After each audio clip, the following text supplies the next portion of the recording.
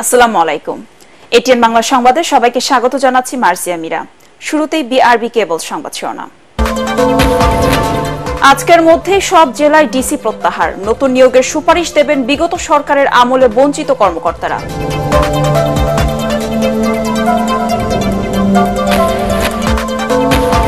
শেখ হাসিনা, ইনু মেনন সহ ২৭ জনের বিরুদ্ধে তদন্ত শুরু করেছে আন্তর্জাতিক অপরাধ ট্রাইব্যুনাল।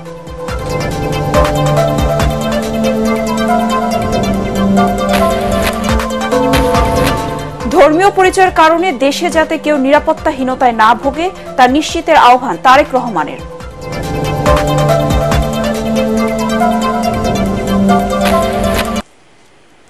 শুনছিলেন বিআরবি কেবল সংবাদ শিরোনাম, এবার বিস্তারিত।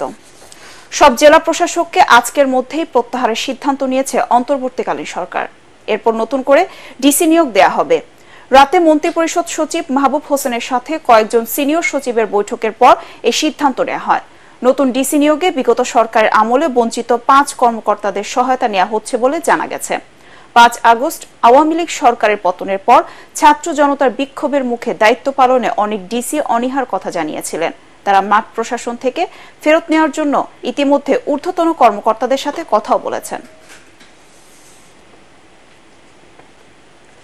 রাজধানীর মোহাম্মদপুর থানায় দায়ের করা হত্যা মামলায় সাবেক মন্ত্রী দীপমণি ও উপমন্ত্রী আরিফ খান জয়কে আজ আদালতে উপস্থাপন করা হবে। ঢাকা মহানগর গোয়েন্দা পুলিশ ডিবির হেফাজতে দুপুরে তাদের মহানগর মুখ্য হাকিম বা সিএমএম আদালতে আনা হবে। হত্যা মামলার তদন্তে আওয়ামী লীগের এই দুই নেতার ১০ দিনের রিমান্ড চাইবে গোয়েন্দা পুলিশ। গতরাতে নগরীর বাড়িধারা এলাকার একটি বাসা থেকে দীপমণিকে এবং ধানমন্ডি এলাকার একটি বাসা থেকে আরিফ খান জয়কে গ্রেফতার করেন গোয়েন্দারা। রাতে মোহাম্মদপুর থানার হত্যা মামলায় দুজনকে গ্রেফতার দেখায় পুলিশ। ছাত্র জনতার আন্দোলনের মুখে গেল ৫ আগস্ট শেখ হাসিনা পদত্যাগ করে দেশ ছাড়ার পর অন্যান্য নেতাদের মতো আত্মগোপনে চলে যান সাবেক এই মন্ত্রী ও উপমন্ত্রী। গণহত্যা ও মানবতা বিরোধী অপরাধের আরেক মামলায় সাবেক প্রধানমন্ত্রী শেখ হাসিনা, জাসদ সভাপতি হাসানুল হক ইনু, ওয়ার্কার্স পার্টির সভাপতি রাশেদ খান মেনন সহ ২৭ জন ও সংগঠন হিসেবে আওয়ামী লীগের বিরুদ্ধে মানবতা বিরোধী অপরাধের তদন্ত শুরু করেছে আন্তর্জাতিক অপরাধ ট্রাইব্যুনালের তদন্ত সংস্থা। ট্রাইব্যুনাল পুনর্গঠন হলে শেখ হাসিনা সহ আসামিদের বিরুদ্ধে গ্রেফতারি পরোয়ানা চাওয়া হবে বলে জানিয়েছেন তদন্ত কর্মকর্তা আতাউর রহমান। সোমবার বৈষম্য বিরোধী ছাত্র আন্দোলনে নিহত শাহরিয়ার হোসেন আলভির পিতা মোহাম্মদ আব্দুল হাসান তদন্ত সংস্থা এ অভিযোগ দায়ের করেন। সংগঠন হিসেবে আওয়ামী লীগ, ছাত্রলীগ, যুবলীগ এবং পুলিশের ৫০০ সদস্যকেও এতে অভিযুক্ত করা হয়েছে। আবেদনে বলা হয়, আসামিদের পরিকল্পনা ও নির্দেশে অন্যান্য আসামিরা ছাত্র জনতার আন্দোলনে দেশ জুড়ে গুলিবর্ষণের মাধ্যমে গণহত্যা ও মানবতা বিরোধী অপরাধ সংগঠিত করেছে। এছাড়াও আওয়ামী লীগ নেতা ওবায়দুল কাদের, আসাদুজ্জামান খান কামাল, আনিসুল হক, সালমান এফ রহমান, হাসান মাহমুদ, জাহাঙ্গীর কবির নানক, জুনাইদ আহমেদ পলক, মোহাম্মদ আলী আরাফাত, কামাল আহমেদ মজুমদারকেও মামলায় আসামি করা হয়। এদিকে ২০১৩ সালে শাপলা চত্বরে হেফাজতে ইসলামের সমাবেশ ঘিরে সংগঠিত গণহত্যার তদন্ত চেয়ে আন্তর্জাতিক অপরাধ ট্রাইব্যুনালের তদন্ত সংস্থায় শেখ হাসিনা সহ ১৯ জনের বিরুদ্ধে তদন্তের আবেদন করা হয়েছে। র্যাবের মহাপরিচালক আছে সাবেক, তারপরে ডিএমপি কমিশনার আছে সাবেক, সহ আরো বেশ কিছু পুলিশের ঊর্ধ্বতন কর্মকর্তা এবং মন্ত্রী এমপিদের নাম এখানে আছে। এবং এটা আন্তর্জাতিক অপরাধ ট্রাইব্যুনালের গণহত্যা এবং মানবতা বিরোধী অপরাধের অভিযোগে যে মামলা আমরা দায়ের করেছি সেটা, এবং ১৪ দলের বেশ কয়েকজন শীর্ষস্থানীয় নেতাকর্মীকেও আমরা এখানে আসামি করেছি। এখন পর্যন্ত মামলা একটি হয়েছে। এখন পর্যন্ত কমপ্লেন্ট রেজিস্ট্রার হিসেবে প্রথম যে মামলাটা করেছিলাম 15 জুলাই 2024 থেকে 5 আগস্ট পর্যন্ত এই সকল ঘটনা নিয়ে প্রথম যে মামলাটি করেছিলাম সেই মামলাটিকেই প্রথম মামলা ধরা হয়েছে এবং পরবর্তী যে অভিযোগগুলো যাচ্ছে ওই একই মামলার সাথে মার্জড হয়ে একসাথে তদন্ত হচ্ছে। এটা ধর্ম, বর্ণ কিংবা অন্য কোনো পরিচয় কেউ যাতে অনিরাপদ বোধ না করে তা নিশ্চিত করতে নেতাকর্মী সহ দেশবাসীর প্রতি আহ্বান জানিয়েছেন বিএনপির ভারপ্রাপ্ত চেয়ারম্যান তারেক রহমান। লন্ডন থেকে ভিডিও বার্তায় তিনি বলেন, শুধু রাষ্ট্র ক্ষমতায় হাত বদল নয়, রাষ্ট্র ও রাজনীতিতে গুণগত পরিবর্তনই বিএনপির লক্ষ্য। গণ আন্দোলনে ফ্যাসিবাদী শেখ হাসিনার পতনের পর জবাবদিহিমূলক, নিরাপদ, মানবিক রাষ্ট্র প্রতিষ্ঠার তাগিদ দেন তিনি।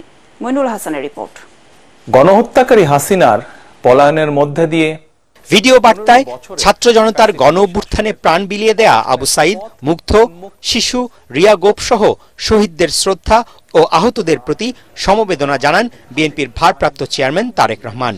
সেই সাথে গেল 15 বছর আওয়ামী লীগের শাসনামলে গুম, খুন, মামলা, নির্যাতনের শিকার বিরোধী দলের নেতাকর্মীদের কথাও স্মরণ করেন তিনি।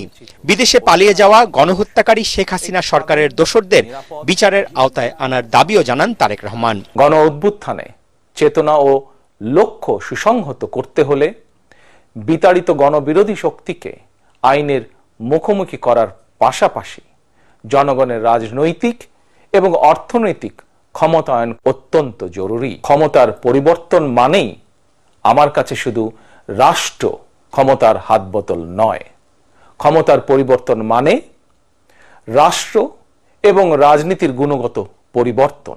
13 মিনিটের ভিডিও বার্তায় বিএনপির ভারপ্রাপ্ত চেয়ারম্যান বিগত 15 বছর আওয়ামী লীগের দুর্নীতি, অর্থ পাচার সহ অপকর্মের কথা তুলে ধরতে গণমাধ্যমের প্রতি আহ্বান জানান। হাসিনা দেশটাকে লুটেরার রাষ্ট্রে পরিণত করেছিল। জনগণ দুর্নীতির সেই সব চিত্র প্রতিদিন আপনাদের সংবাদপত্রে, গণমাধ্যমগুলোতে দেখতে চায়।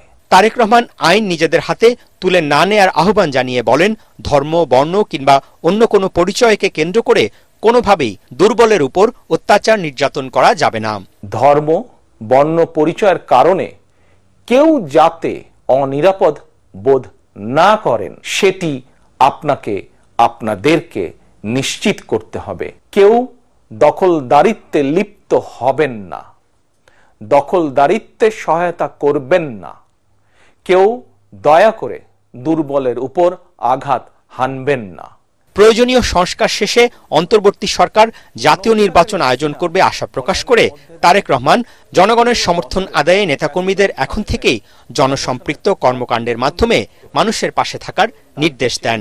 রাষ্ট্র সংস্কারের পথ ধরে অন্তর্বর্তীকালীন সরকার যথাসময়ে জাতীয় নির্বাচনের তারিখ ঘোষণা করবে। সেই নির্বাচনে জনগণের রায় পেতে জনগণের মন জয় করুন। জনগণের বিশ্বাস, আস্থা এবং ভালোবাসা অর্জন করুন। জনগণের সুখে দুঃখে জনগণের সঙ্গে থাকুন, পাশে থাকুন, জনগণকে সঙ্গে রাখুন। শেখ হাসিনার পতন দিবস 5 আগস্টকে রাষ্ট্রীয় দিবস হিসেবে পালনের প্রস্তাব দেন তারেক রহমান। শ্রেষ্ঠ সময়। মইনুল হাসান, এটিএন বাংলা, ঢাকা। জাতিকে ঋণের জালে আবদ্ধ করে শেখ হাসিনা দেশ ছেড়ে পালিয়ে গেছেন বলে অভিযোগ করেছেন বিএনপি মহাসচিব মির্জা ফখরুল ইসলাম আলমগীর। স্থায়ী কমিটির 2 নতুন সদস্যকে নিয়ে দলের প্রতিষ্ঠাতা সাবেক রাষ্ট্রপতি জিয়াউর রহমানের মাজারে শ্রদ্ধা জানানোর পর তিনি কথা বলেন। বিএনপি মহাসচিব বলেন, শেখ হাসিনার মতো গণহত্যাকারীকে আশ্রয় দিয়ে ভারত গণতান্ত্রিক দেশ হিসেবে নিজেদের অবস্থানকে প্রশ্নবিদ্ধ করেছে। প্রয়োজনীয় সংস্কার শেষে অন্তর্বর্তী সরকার দ্রুত সময়ে জাতীয় নির্বাচন আয়োজন করবে বলেও আশা প্রকাশ করেন মির্জা ফখরুল।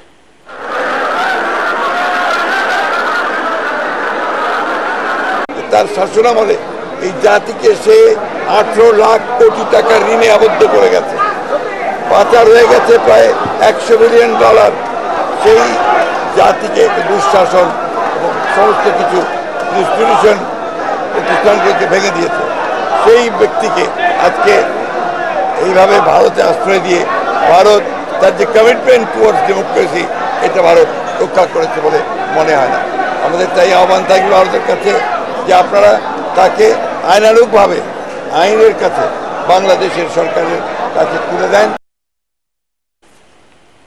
আগামী রোববার থেকে মেট্রো রেল চালু হতে পারে বলে আশা করেছেন মেট্রো রেল কর্তৃপক্ষ। কর্মবিরতি শেষ করে নিজ নিজ কাজে যোগ দিয়েছেন কর্মকর্তা কর্মচারীরা। তবে মেট্রো রেল চালু হলেও মেরামত ও সংস্কারের প্রয়োজনীয়তা থাকায় আপাতত কাজীপাড়া ও মিরপুর 10 স্টেশনের কার্যক্রম বন্ধ থাকবে। কোটা সংস্কার আন্দোলনের সময় মেট্রো রেলের 2টি স্টেশনে ভাঙচুর হলে 18 জুলাই থেকে এর কার্যক্রম স্থগিত রাখা হয়। এতে চরম ভোগান্তিতে রয়েছে এই রুটে চলাচলকারী যাত্রীরা। রাজধানী জুড়ে দেখা দিয়েছে অসহনীয় যানজট। ছাত্র জনতার অভ্যুত্থানে আহতদের চিকিৎসায় যা যা করা প্রয়োজন সরকার তার সবকিছুই করবে বলে জানিয়েছেন নবনিযুক্ত স্বরাষ্ট্র উপদেষ্টা অবসরপ্রাপ্ত লেফটেন্যান্ট জেনারেল জাহাঙ্গীর আলম চৌধুরী। রাজধানীর পঙ্গু হাসপাতালে আহতদের দেখতে গিয়ে তিনি আশ্বাস দেন, সরকারের তরফ থেকে রোগীদের সব ধরনের সাহায্য সহযোগিতা করা হবে। স্বরাষ্ট্র উপদেষ্টা রোগীর পাশাপাশি তাদের স্বজনদের সাথেও কথা বলেন। এ সময় হাসপাতালের পরিচালক ডাক্তার কাজী শামীমুজ্জামান রোগীদের চিকিৎসার সর্বশেষ পরিস্থিতি স্বরাষ্ট্র উপদেষ্টার কাছে তুলে ধরেন। এখানে ডাক্তার সাহেবরা খুব ভালো কেয়ার নিচ্ছে এবং এদের যত ধরনের সাহায্য সহযোগিতার দরকার হবে আমরা সব করব। এই সরকার সব করবে তাদের জন্য, আপনাকে সবাই সহযোগিতা দরকার। চট্টগ্রামে টানা বর্ষণে দেখা দিয়েছে জলাবদ্ধতা। এতে নগরীর মুরাদপুর, বর্দারহাট ২ নম্বর গেট, কাতালগঞ্জ, চকবাজার, আগ্রাবাদ ও বাকলিয়ার নিচু এলাকাগুলোতে জলাবদ্ধতার সৃষ্টি হয়। কোথাও কোথাও জমে যায় হাঁটু থেকে কোমর পানি। এসব এলাকায় বেশ কিছু দোকানপাটও তলিয়ে গেছে। সড়কে পানি থাকায় গণপরিবহন চলাচলও থমকে গেছে। রিকশা ও ভ্যান হয়ে উঠেছে নগরীর প্রধান বাহন। এমন জলাবদ্ধতায় সবচেয়ে বেশি দুর্ভোগে পড়েন কর্মজীবী মানুষ।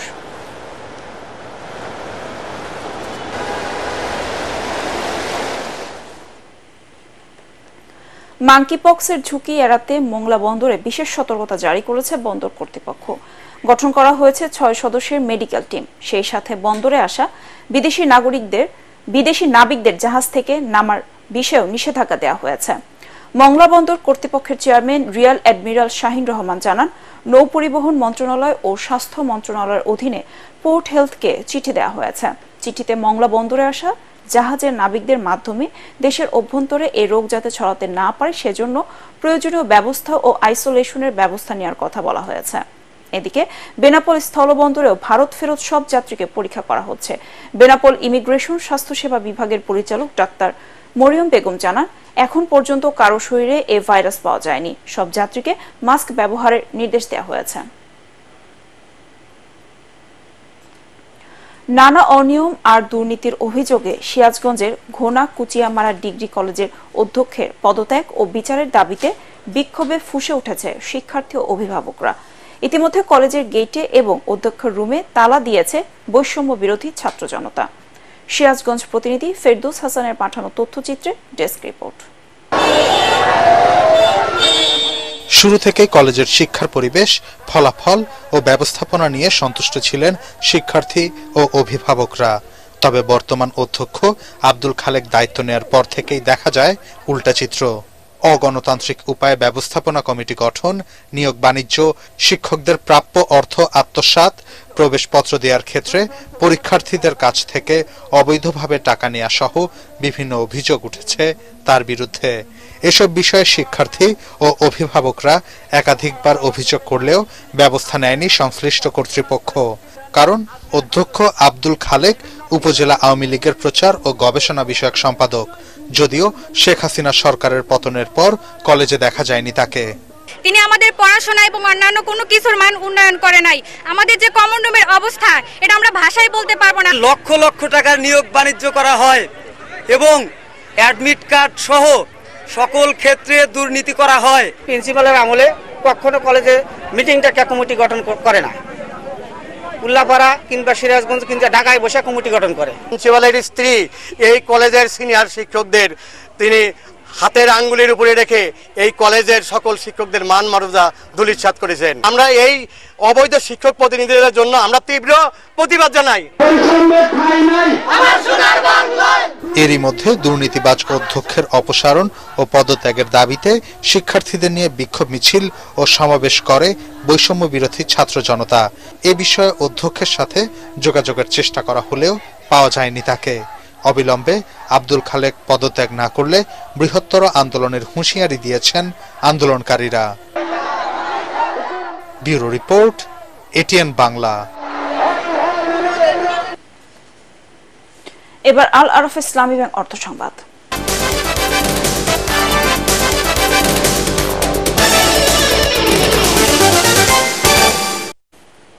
দুর্বৃত্তের মাধ্যমে যেসব ব্যবসায়ী ব্যাংক লুটপাট ও সম্পদ করেছে তাদের বিরুদ্ধে ব্যবস্থা নেওয়ার দাবি জানিয়েছেন এফবিসিসিআই এর সাবেক সভাপতি আব্দুল আওয়াল মিন্টু। সকালে দেশের ব্যবসা বাণিজ্যের চলমান পরিস্থিতি নিয়ে আলোচনা করতে বাংলাদেশ ব্যাংকের গভর্নরের সাথে বৈঠকে বসে এ দাবি জানান তিনি।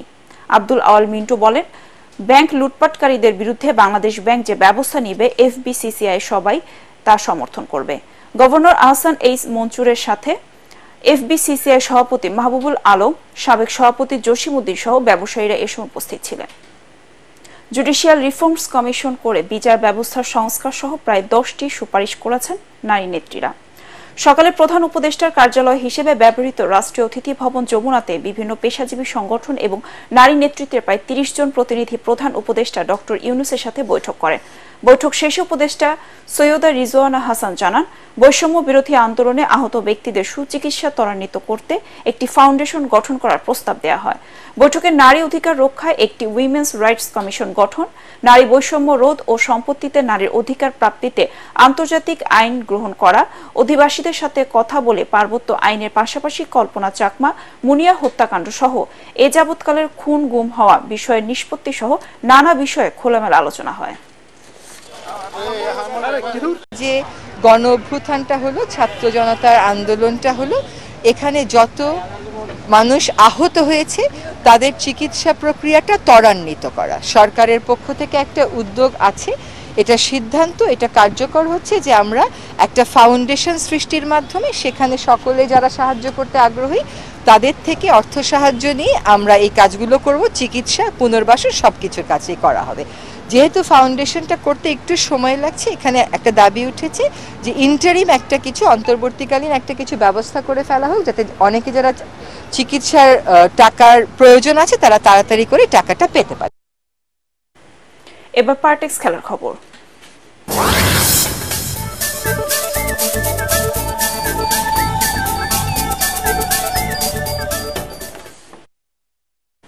দুই ম্যাচ সিরিজের প্রথম টেস্টে কাল পাকিস্তানের মুখোমুখি হবে বাংলাদেশ। রাওয়ালপিন্ডিতে দুই দলই পেস নির্ভর একাদশ নিয়ে মাঠে নামবে। ইতিমধ্যে পাকিস্তান 4 পেসার নিয়ে তাদের চূড়ান্ত দল ঘোষণা করেছে। টাইগারদের স্পিন বোলিং কোচ মুশতাক আহমেদও জানিয়েছেন তারা গতি নির্ভর বোলিং লাইন আপ সাজাবে। যদিও এই উইকেটে ব্যাটাররাও রান পেয়ে থাকেন। সবশেষ টেস্টে ইংল্যান্ড আর পাকিস্তান দুদলই 500-র উপরে রান তুলেছে। কোচ চন্ডিকা হাথুরে সিংহের অধীনে আজ শেষ মুহূর্তের প্রস্তুতি নিচ্ছেন সাকিব আল হাসান, মুশফিকুর রহিমরা। সকাল 11:30টায় শুরু হবে ম্যাচটি। শেষ করার আগে বিআরবি কেবল সংবাদ শিরোনাম আরেকবার। আজকের মধ্যেই সব জেলায় ডিসি প্রত্যাহার, নতুন নিয়োগের সুপারিশ দেবেন বিগত সরকারের আমলে বঞ্চিত কর্মকর্তারা।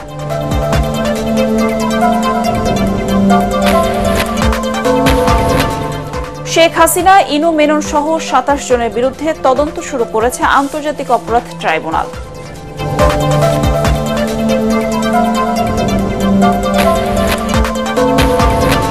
ধর্মীয় পরিচয়ের কারণে দেশে যাতে কেউ নিরাপত্তাহীনতায় না ভোগে তা নিশ্চিতের আহ্বান তারেক রহমানের।